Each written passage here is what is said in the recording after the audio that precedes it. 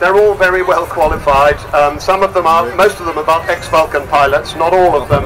The guy flying today, Phil Odell, is not an ex-Vulcan pilot, but he is the most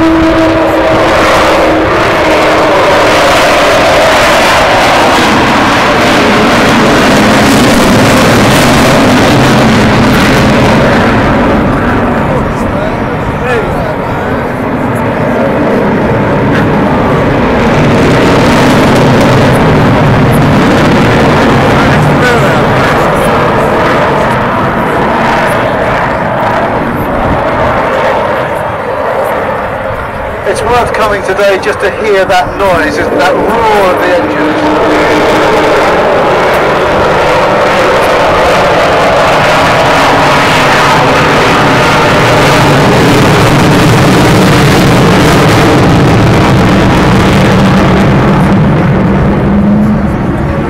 What an amazing machine. Well, that howl that you heard